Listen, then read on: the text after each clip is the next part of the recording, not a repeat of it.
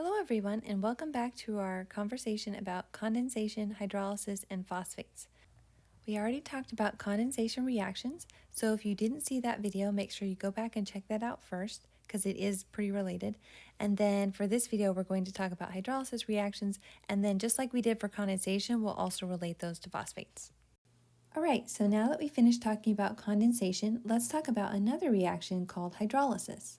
Hydrolysis is a reaction where one organic molecule is broken into two organic molecules this time, and water is going to be the reactant. So instead of being a byproduct like it was before, it's actually going to be the reactant, and it will actually become part of the product. Looking at the name, that's also a clue as to what is happening. So hydro is a common prefix for water, so if you've ever heard of hydrophobic, means afraid of water. So here hydrolysis means it's broken by water. Lysis or lyse means to break. So in this case, even though the result of the products actually looks opposite from condensation, the process, as we know the mechanism, is actually going to be very similar. So if we look, the water, the O from the water is what's going to make that OH. So that lone pair is going to come and attach here to the carbonyl. And then as we know, the electrons will go up and make a good leaving group, all that stuff, and it'll come back down. And then that leaving group is going to leave. So that nitrogen with the carbons on it is actually a good leaving group because it can form a more stable product. So in this case, it's going to form an amine, and that's a stable product.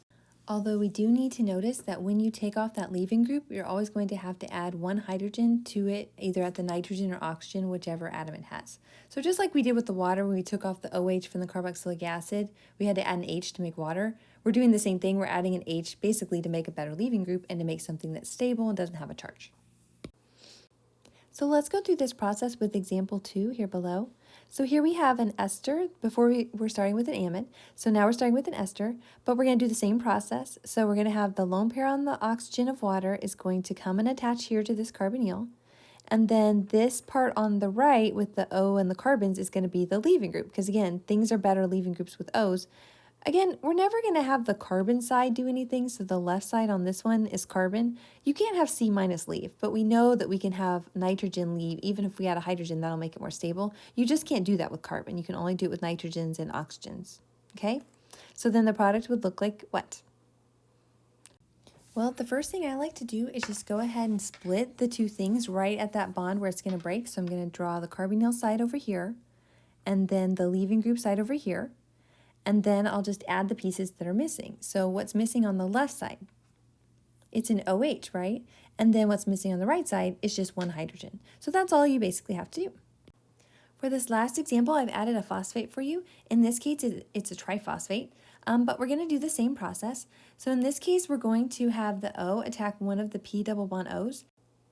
So for all of these, I'm just going to let you make an assumption, and we're going to assume that we're going to always take off the phosphorus that's on the end. So if there's more than one, then take off the phosphorus group that's on the end. So just like if you think of ATP versus ADP, which we'll talk about a little bit later, it only takes off one phosphate at a time. That's what we're going to do for these reactions.